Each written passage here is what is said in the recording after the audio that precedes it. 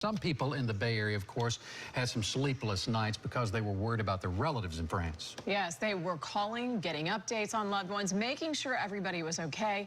Rod Carter continues our team coverage on the horror in Nice, and he joins us live with the details.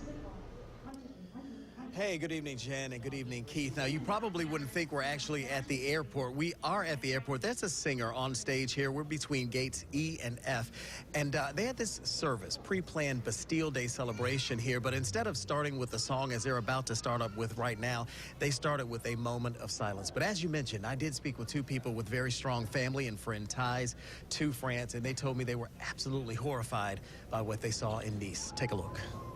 Joyce Michelle Rothley and Gerald Chassong talked with me today at Oxford Exchange in Tampa about this.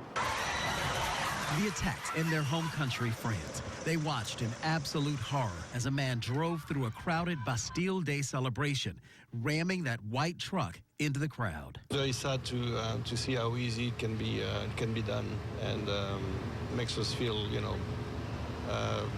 sorry for everybody that was there trying to enjoy themselves. Rothley was a wreck. And it was heartbreaking. That's the only thing I can say, heartbreaking. She spent half the night and most of the day today calling, checking in, concerned about friends and family that could have easily been in that area. I have friends, I have family all over Europe and in France, and everybody was checking in slowly. She checked in, too, on friends here locally.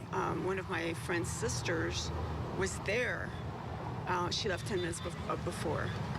And I had another friend who actually lives here who had a friend on top of one of the roofs watching the whole thing. Watching another deadly attack in their homeland that left them and the world saddened, scared, and looking for healing. It just reminds me, and it's easy to share the pain with everybody else, when you have situations like this happening.